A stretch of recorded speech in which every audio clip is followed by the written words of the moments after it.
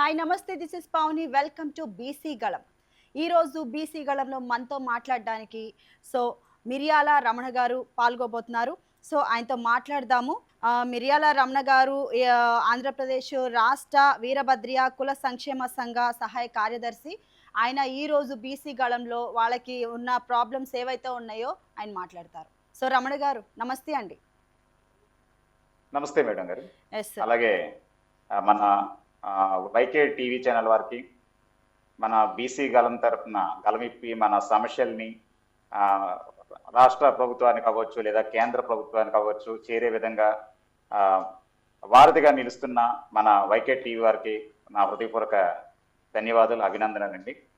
అలాగే మన అట్టడుగు వెనకబడిన తరగతుల అలాగే బడుగు బలహీన వర్గాల ఆశాజ్యోతి మహాత్మా జ్యోతిరావు పూలే గారి 199వ జయంతి సందర్భంగా మీరు నిర్వహిస్తున్న ఈ కార్యక్రమం రాష్ట్రం నలుమూలల అందరికీ కూడా చేరుకునేలా చేస్తున్న మీ ప్రయత్నం చాలా అభినందనీయం.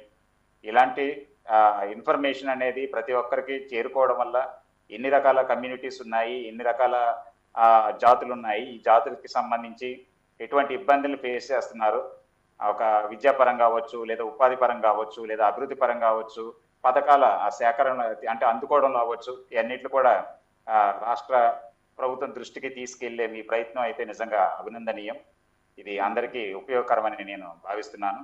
ఓకే, మైసెల్ఫ్ మిరియాల రమణ, మాది గాజువాక, విశాఖపట్నం. నేను ఆంధ్రప్రదేశ్ రాష్ట్ర వీరభద్రియ కుల సంక్షేమ సంఘానికి ప్రధాన సహాయ కార్యదర్శిగా నేను చేస్తున్నాను. అలాగే నేను వృత్తిరీత్యా హెల్త్ అండ్ వెల్నెస్ కోచ్, అంటే ఆర్గానిక్ అండ్ ఆయుర్వేదిక్ దీంట్లో. ఓకే, మా కమ్యూనిటీ గురించి విషయానికి మీకు చెప్పాలనుకునేటప్పుడు ఏంటంటే, మా కమ్యూనిటీ పూర్వం నుంచి కూడా వీరభద్రులు, వీరభటులు, అలాగే కాలక్రమేణా వీరముష్టిగా అంటే ముష్టి ఖాతాలతో కూడా యుద్ధం చేస్తాము అన్న సంకల్పంతో ముష్టి వీరులు, వీరముష్టులు అని చెప్పి పేరు రావడం వల్ల మాకు వీరముష్టి కులంగానే ఉండేది. తదనంతరం వీరభద్రియ అనేది మన నందమూరి తారక రామారావు గారు ముఖ్యమంత్రిగా ఉన్న టైంలో వీరముష్టి అంటే ఇప్పుడు బయట సమాజంలో ఒక అన్యోన్యత భావం ఏర్పడుతుంది. అందులో కూడా చాలా రకాలుగా కూడా కొన్ని సినిమాల్లో అవ్వచ్చు, కొన్ని టీవీ ఛానల్స్లో అవ్వచ్చు, లేదా కొన్ని పేపర్లో అవ్వచ్చు, అప్పుడులో న్యూస్ ఎడిటింగ్స్లో కూడా ముష్టి వాళ్ళ దగ్గర ముష్టి ఎత్తుకుంటే వీరముష్టి అనే విధంగా నానుడు వచ్చేలాగా మాట్లాడుతుండడం వల్ల మా చదువుకునే రోజుల్లో మా టీచర్స్ కానీ లేదా మా లెక్చరర్స్ కానీ లేదా చుట్టుపక్కల వాళ్ళు ఎవరైనా మన స్నేహితులు ఇలాంటి వాళ్ళు కూడా ఏ కులం అని అడిగినప్పుడు మేము వీరముష్టి అని చెప్పుకోవడానికి కాస్త ఆత్మన్యూన్యత భావంతో చాలా ఇబ్బందులు పడ్డ రోజులు ఉన్నాయి. దాన్ని గమనించిన మన స్వర్గీయ ఎన్టీ రామారావు గారి టైంలో వీరభద్రియ అనే నామకరణాన్ని మాకు పర్యాయ పదంగా ఇవ్వడం జరిగింది. ఇప్పటికీ కూడా వీరముష్టి పర్యాయ పదంగా వీరభద్రియ అనేసి మేము గవర్నమెంట్ దేనికైనా పెట్టుకునేటప్పుడు మాట్లాడుకోవడానికి ఉపయోగపడుతుంది. అలాగే మేము సగర్వంగా చెప్పుకోవడానికి వీరభద్రియ అనే విధంగానే మాకు కుల సర్టిఫికేట్లు ఇచ్చినందుకు స్వర్గీయ ఎన్టీ రామారావు గారి కాలం నుండి ఇప్పటి వరకు నారా చంద్రబాబు నాయుడు కాలం వరకు కూడా కేవలం వీరభద్రియ అనే ఒక గొప్పగా చెప్పుకునే విధంగా మాకు సర్టిఫికెట్స్ వస్తున్నందుకు నిజంగానే రాష్ట్ర ప్రభుత్వానికి అలాగే సహకరిస్తున్న రెవెన్యూ డిపార్ట్మెంట్ వాళ్ళకి అందరికీ కూడా హృదయపూర్వక ధన్యవాదాలు తెలియజేసుకుంటున్నామండి. ఇంకా మా సాంప్రదాయం చూసుకుంటే మాది వీరశైవ మతం సాంప్రదాయం, అంటే శైవ మత సాంప్రదాయం మాది. మా కులదైవం వచ్చి శ్రీ శ్రీ భద్రకాళి సమేత వీరభద్ర స్వామి వారు మా కులదైవం. అయితే దీనికి సంబంధించిన శివపురాణం అలాగే దక్ష యజ్ఞం ఈ రెండిట్లో కూడా వీరభద్రుడి గురించి రాసి ఉంటుంది. సో కాలక్రమేణా అప్పుడు మేము రాజుల దగ్గర సైన్యాధ్యక్షులుగాను, సైన్యంగాను, అలాగే కర్ర యుద్ధం, కత్తి యుద్ధం ఇలాంటిలో నేర్పరిగాను, అలాగే ఏ ఆయుధం లేకపోయినా చివరికి కుస్తీలు పిడిగుద్దులతోనైనా సరే సంహరించగలిగే కెపాసిటీతో ఉన్నందువలన ఆ ముష్టి యుద్ధం బాగా చేస్తారు. కాబట్టి ఏ ఆయుధం లేకపోయినా వీళ్ళు వీరుడు అని చెప్పి వీరముష్టి అనే నామకరణంతో రావడం జరిగింది. ఇక మేము ఇప్పుడున్న ప్రజెంట్ సిచ్యువేషన్లో అయ్యేలా ఉంటే వీరనాట్యం అనే దాన్ని మా కుల వృత్తిగా చేయడం జరుగుతుంది. ప్రభలతో వీరభద్ర స్వామి సంబరాల్లో ప్రభలతో వీరనాట్య ప్రదర్శన, కర్రస్వాము, కత్తిస్వాము, అలాగే వీరనారాల ప్రదర్శన, అలాగే విభూతి లింగాలు, అలాగే విభూతి పండ్లు ఇలాంటి వీటిని ఇప్పుడు ప్రజెంట్ మా తాలూకా కుల వృత్తిగా మనుగోడులో ఉంది. కానీ ఇప్పుడున్న ప్రకారం వాటికి కూడా ఆదరణ తగ్గిపోయింది. ఎందుకంటే ఒకప్పుడు సినిమాలు ఎప్పుడైతే మొదలైనయో ఇక్కడ మనకున్న ఈ కళాకారులకి ఈ కళల పట్ల ఆసక్తి చూపించేవారు, ఆదరణ చూపించేవారు కూడా కరువైన సందర్భాల వల్ల కుల వృత్తులు అనేవి మరుగున పడిపోయిన రోజుల్లో దానివల్ల మాకు ఉన్న ఈ తాలిక వీరభద్ర స్వామి సంబరాలు అవ్వచ్చు, లేదా వీరనాట్య ప్రదర్శన అవ్వచ్చు, లేదా వీరనాట్యం కత్తికార స్వామి విన్యాసాలు అవ్వచ్చు, వీటికి ఆదరణ తగ్గింది. తర్వాత ఈ టెలివిజన్ వచ్చిన తర్వాత మేము ఉన్నకాడికి కూడా ఉపాధులు కోల్పోయి ఇప్పుడు మాకున్న వాళ్ళందరూ కూడా యాక్చువల్గా మా తాలూకా జనాభా ఆంధ్రప్రదేశ్లోని ఒక 25,000 కుటుంబాలు ఉంటాయని, అంటే సుమారుగా 1,00,000 పైగానే జనాభా ఉంది. అలాగే తెలంగాణ రాష్ట్రంలో మనం చూసుకుంటే ఇలాగుంటే దీనికి 3 అంటే ఒక 3 లక్షల మందికి పైగా వీరభద్రియ కులస్తులు ఉన్నారు. వీళ్ళందరూ కూడా ఇప్పుడు ప్రజెంట్ ఉన్న సిచ్యువేషన్ లో మేము చూసుకుంటే ఇలాగుంటే జనాభా పరంగా ఉన్న దీని ప్రకారం మా ఉపాధులన్నీ కోల్పోవడం వల్ల ప్రస్తుతం కూలి పనులు చేసుకుంటున్నారు, తాపి పనులు చేసుకుంటున్నారు, టైలరింగ్ చేస్తున్నారు, ఆటో డ్రైవర్లుగా జీవనం సాగిస్తున్నారు. అలాగే టీచర్స్ గా గవర్నమెంట్ టీచర్స్ గా అతి తక్కువ మంది ఉన్నారు, అంతా కూడా ప్రైవేట్ సెక్టర్ మీద ఆధారపడే జీవనం సాగిస్తున్నారు. అలాగే బ్యాంక్ అండ్ ఫైనాన్షియల్ సెక్టర్ లో కూడా ఉన్నారు. ఇలాగే మాకు ఉన్న ప్రధానమైన ఆ వృత్తిలో భాగంగా మాకు యాక్చువల్ గా ఈ తాలూకా విభూతి పళ్ళు, అలాగే విభూతి లింగాలు తయారు చేయడం, దాంతో పాటుగా ఆయుర్వేదం అనేది కూడా ఒక వృత్తిగానే మాకు కొనసాగిన రోజులు ఉన్నాయి. మా తాతల తండ్రుల కాలం నుంచే మాకున్న ఇది. యాక్చువల్ గా చెప్పాలంటే మా తాలూకా ఇంకా మా కమ్యూనిటీ తాలూకా విషయాలన్నీ కూడా మన కన్యకా పరమేశ్వరి మాత ఆర్యవైశ్యుల కులదైవమైన కన్యకా పరమేశ్వరి మాత తాలూకా పురాణంలో కూడా మా గురించి ఉంటుంది. అలాగే మాకు ఈ ఆర్యవైశ్యులకి అలాగే దేవాంగులు అంటే నేత వృత్తి వారు ఎవరైతే ఉన్నారో వాళ్ళ 2 కమ్యూనిటీస్ కూడా మమ్మల్ని ఆశ్రిత కులంగా మిరాసి చట్టం కూడా రాసిచ్చిన రోజులు ఉన్నాయి. ఈ రోజు వచ్చేటప్పటికి ఏంటంటే అటువంటివి కూడా ఇప్పుడు అమల్లో లేవు. సో ఎవరికి బతుకు వాళ్ళది యమునా తీరులాగే ఉండడం వల్ల ఇప్పుడు రకరకాలైన కూలి పనులు చేసుకోవాల్సిన పరిస్థితి ఏర్పడింది. ఇక చూసుకుంటే ఇలాగుంటే మనకి ఎడ్యుకేషన్ పరంగా మా కమ్యూనిటీలో చాలా తక్కువ మంది ఎడ్యుకేటెడ్స్ ఉన్నారండి. ఎందుకనంటే ఈ కుల వృత్తులు అందులోనే మాది మన అర్ధ సంచార విముక్త జాతుల్లో సంబంధించింది కాబట్టి కొంతకాలం ఒక దగ్గర ఉండడం, మళ్ళీ సంచార జీవనంతో వెళ్తూ ఉండడం వల్ల పిల్లలకి చదువులకి చాలా ఇబ్బందులు అనేది ఏర్పడింది. ఆ సంచార స్కూల్ అనే వాటిని గవర్నమెంట్ సరిగా ఎస్టాబ్లిష్ చేయకపోవడం వల్ల పిల్లలు 3 నెలలు ఇక్కడ 3 నెలలు అక్కడ ఇలాగా చదువులకు అనేది ఆటంకం జరిగి చదువుల పరంగా విద్యాపరంగా అన్ని విధాలుగా కూడా మా తాలూకా ముందు జనరేషన్ చాలా ఇబ్బంది పడ్డారు. ఏదో మేము సిటీ పరిధిలో ఉన్న మట్టుకు అలాగే బయట సొసైటీతో కాస్త అవినాభావ సంబంధాలు మా తల్లిదండ్రులు కాస్త కోస్తా ఉండడం వల్ల సిటీ పరిధిలో ఉండడం వల్ల అందరు చదువుకుంటున్నారు, మా పిల్లలు కూడా చదువుకోవాలి, కుల వృత్తులు అనేది అంతరించిపోయాయి. కాబట్టి దీనికి ఏదైనా ఒక ఆల్టర్నేటివ్ ఉందంటే మన జ్యోతిరావు పూలే గారు చెప్పినట్లుగా విద్య ఉంటే వివేకం వస్తుంది, వివేకం ఉన్నవాడు అభివృద్ధి వైపు ప్రయాణిస్తాడా అన్న ఆయన మాటల్ని నానుడిగా తీసుకొని ఇప్పుడు పిల్లలందరినీ కూడా చదివించడం అనేది జరుగుతుంది. మంచి మంచి చదువులను రాణిస్తున్నారు. అయినప్పటికీ కూడా మేము అర్ధ సంచార విముక్త జాతుల్లో ఉన్న వాళ్ళని మమ్మల్ని ఎంబీసీలుగా గుర్తించి ప్రభుత్వం బీసీలతో పాటుగా వాటా ఇవ్వడం అనే దాంట్లో చూస్తూ ఉంటే అత్యధికంగా వెనకబడిన మాకు అభివృద్ధి ఫలాలు అనేవి అందరం చాలా తక్కువగా అందుతున్నాయి. ఇంకా అంతేకాకుండా ఇప్పుడు సెంట్రల్ గవర్నమెంట్ మంచి అభివృద్ధి పథకాలు కూడా తీసుకొచ్చింది. సీడ్ అలాంటి ప్రోగ్రామ్ ట్రైనింగ్ అంటే వృత్తి నైపుణ్యాలు కల్పించడం, అలాగే ఇంటికి సంబంధించి గృహ నిర్మాణానికి సంబంధించి అవ్వచ్చు, లేదనుకుంటే ఇంకా హైయర్ ఎడ్యుకేషన్ కి సంబంధించి కోచింగ్స్ అవ్వచ్చు, అన్నింటిలో కూడా సీడ్ ప్రోగ్రామ్ ద్వారా మొత్తం ఆల్ ఓవర్ ఇండియాలోని అమలు చేస్తున్నారు. కానీ ఇక్కడ మనం చూసుకుంటే మన 2 తెలుగు రాష్ట్రాల్లో కూడా మన క్యాస్ట్ సర్టిఫికేట్ లో క్యాస్ట్ పక్కన బీసీఏ అని వస్తుంది తప్ప ఎన్టీడీఎన్టీ ఎస్ఎన్టీ అనేది ఆర్టిక్ లో రాకపోవడం వల్ల ఆ పథకానికి ఉన్న మొత్తం సంచార జాతి కుటుంబ సభ్యులందరూ కూడా అర్హత లేకుండా ఉన్నారంటే అనర్హతగానే ఉంది. సో అంత మంచి కార్యక్రమాన్ని ఉపయోగించుకోలేకపోవడానికి కారణం సెంట్రల్ గవర్నమెంట్ ఎన్నోసార్లు చెప్తానే ఉంది, రాష్ట్ర ప్రభుత్వాలు మీరు ఈ అర్ధ సంచార విముక్త జాతులకి ఎన్టీడీఎన్టీ ఎస్ఎన్టీ వేరియేషన్ ఏదైతే ఉందో అది చూసుకొని వాళ్ళకి సర్టిఫికేట్లోని మెన్షన్ చేయండి అని. కానీ స్టేట్ గవర్నమెంట్ పట్టించుకోకపోవడం, అలాగే లోకల్ గా కూడా మేము చాలా సార్లు వెళ్ళి చాలా మందిని ఎంఆర్ వాళ్ళని అలాగే విఆర్ వాళ్ళని అలాగే బీసీ కమిషన్ వాళ్ళు కూడా కలిస్తే బాబా ఇక్కడ మీకు మీ కమ్యూనిటీ పక్కన వీరభద్రియ పక్కన వీరముష్టి బ్రాకెట్ లో మీకు ఆ సీరియల్ నెంబర్ వస్తుంది, బీసీఏ అని వస్తుంది. బీసీఏ తర్వాత ఎన్టీడీఎన్టీ ఎస్ఎన్టీ అనే చేర్చడానికి ఇక్కడ ఆప్షనే మాకు ఇక్కడ లేదు. సో ఎలా ఇవ్వగలం మీకు ఈ సంచార జాతికి సంబంధించిన వారు అని చెప్పేసి మాకు తెలిసినప్పటికీ ఇక్కడ ఆప్షన్ లేకపోవడం వల్లే మేము ఇవ్వడం లేదు. ఇది స్టేట్ గవర్నమెంట్ నుంచి రావాల్సిన జీవో. ఇది మీ తాలూకా అర్ధ సంచార విముక్త జాతుల కుటుంబ సభ్యులు ఎవరైతే ఉన్నారో అందరూ కూడా ఒకసారి దీని మీద పోరాటాలు చేయాలి. అలా అప్పుడే మీ తాలూకు అందవలసిన అభివృద్ధి ఫలాలన్నీ మీ కమ్యూనిటీస్కి అందుతాయని కూడా వాళ్ళు చెప్పడం జరుగుతుంది. సో రమణ గారు, అంటే ప్రభుత్వ పథకాలు చాలానే ఉన్నాయి, మరి మీ వర్గానికి ఎంతవరకు చేరుతున్నాయి అవి? ఇప్పుడు మా వర్గానికి అనేది ఒకదానికి కాదండి. మాకు ఉన్న ఈ ఎంబీసీ కమ్యూనిటీస్ లో ఉన్న ఈ 32 కులాలు ప్లస్ ఇంకో 4 కులాలు, మొత్తం 36 కులాలు ఏవైతే ఉన్నాయో వీటికి అందే అభివృద్ధి ఫలాలు చూసుకుంటే జనాభా థామస్ ప్రకారం అంటే మనకున్న జనాభా ప్రకారం చూసుకుంటే ఇలా అంటే అత్యధికంగా వెనకబడిన వాళ్ళు వీరభద్రియ ఇలాగా మందుల ఇలాంటి కొన్ని కమ్యూనిటీస్ ఉన్నాయి. ఈ కమ్యూనిటీస్కి అయితే అభివృద్ధి ఫలాలు తక్కువ, ఎందుకంటే చదువు తక్కువ, వాళ్ళకి నాలెడ్జ్ అనేది ఉండడం తక్కువ, స్థిర నివాసం లేదు, క్యాస్ట్ సర్టిఫికెట్లు కూడా చాలా మందికి లేవు, ఆధార్ కార్డులు అనేది కొంతవరకు, ఓటర్ ఐడి మాత్రం ఓటు కోసం మాత్రం అందరూ ఓట్ బ్యాంక్ ఉపయోగించుకుంటారు. ఇప్పుడు వరకు కూడా మా కమ్యూనిటీలో అవ్వచ్చు, అలాగే మనకు మా సహోదరులైన సంచార జాతుల కుటుంబాల్లో చాలా కుటుంబాలు ఈ రోజుకి వచ్చి కూడా కనీసం ఒక వార్డు మెంబర్ స్థాయిని కూడా ఇప్పుడు వచ్చి టచ్ చేయలేని పరిస్థితిలో ఉన్నారు.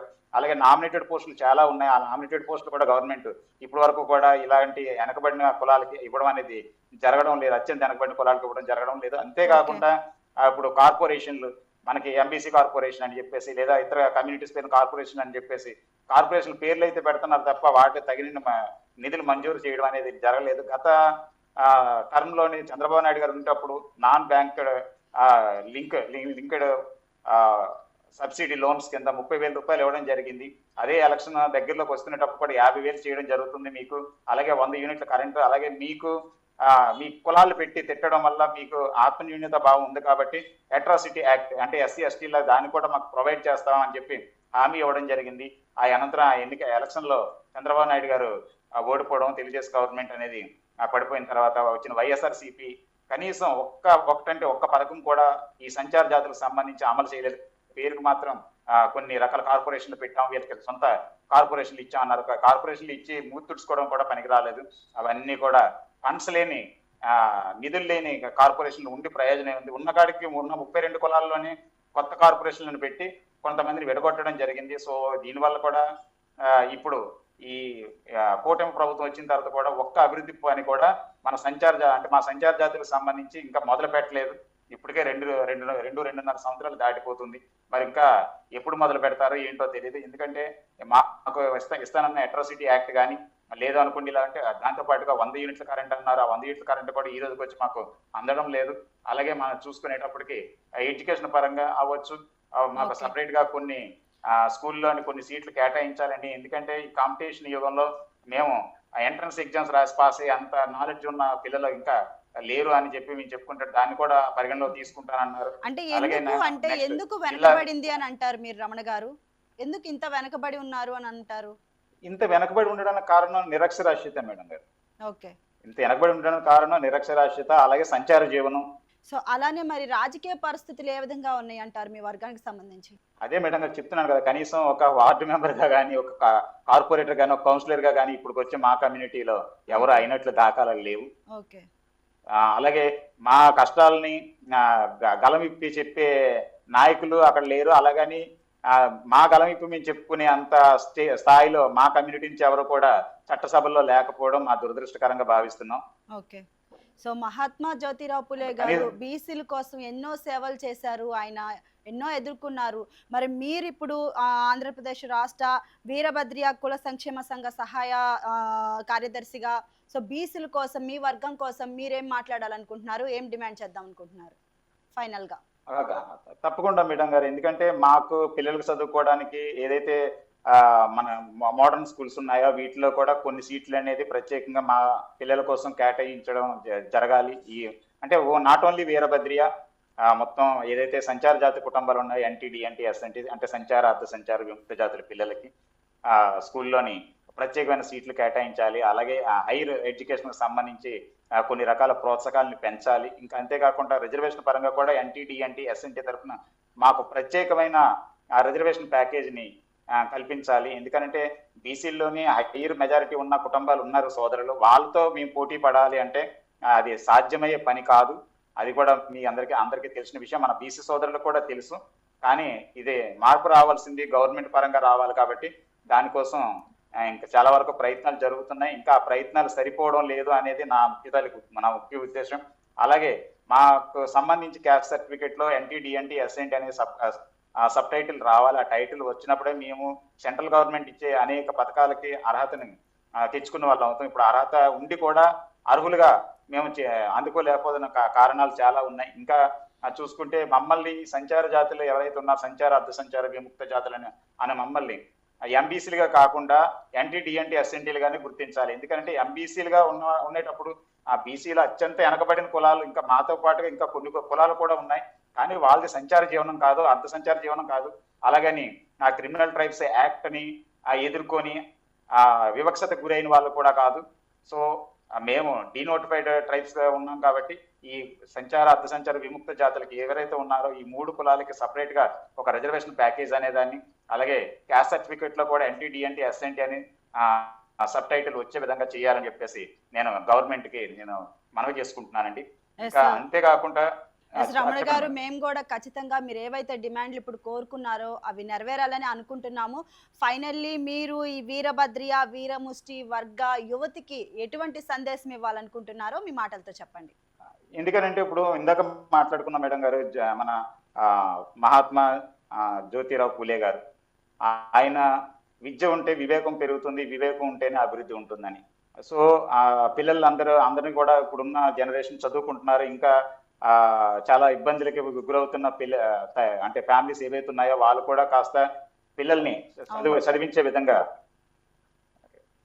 ప్రోత్సహించాలి. అలాగే మాకు గవర్నమెంట్ సైడ్ నుంచి కూడా కొన్ని ప్రత్యేకమైన పథకాలు అవ్వచ్చు, ప్రత్యేకమైన రాయితీలు అవ్వచ్చు, ఇలాంటివి సపోర్ట్ గా అందించగలిగితే పిల్లలందరూ కూడా సంపూర్ణ అక్షరాస్యతను సాధించే విధంగా మా కాలమే మేము నిలబడే విధంగా బాగా భవిష్యత్తు తరాలకి భరోసా ఇవ్వగలుగుతాం. సో మేడం గారు ఇంకా చెప్పుకోవాలి అనుకుంటే ఈ 199వ జయంతి పూలే గారిది, మహాత్మా అని చెప్పి మహాత్మా గాంధీజీ గారితోనే పిలిపించుకున్న వ్యక్తి ఆయన. అలాగే మనందరం జై భీమ్, మన బిఆర్ అంబేద్కర్ గారు అంతటి మహనీయుడు కూడా ఆయన గురువుల్లో ఒక గురువుగా మన పూలే గారిని చూశారు. ఆయన్ని ఇన్స్పిరేషన్ గా తీసుకొని మన అత్యంత వెనకబడిన అణగారిన అట్టడుగు బడుగు బలహీన వర్గాలన్నీ కూడా ఒక ఏకతాటి మీదకి వచ్చి జనాభా ప్రాతిపదికన ఎవరికి అందవలసిన ఆ ఫలాలను వారు సంపూర్ణంగా అందుకోవాలని, దానికి తగ్గట్టుగా ప్రయత్నాలు ప్రారంభించాలని మనసావాచ కర్మగా కోరుకుంటున్నాను. ధన్యవాదములు. థ్యాంక్ యూ రమణ గారు, మీరు చాలా బాగా మాట్లాడారు, మీ డిమాండ్లు ఏవో చెప్పారు, బీసీ వర్గానికి సంబంధించి కానీ మీ వర్గానికి సంబంధించి కానీ.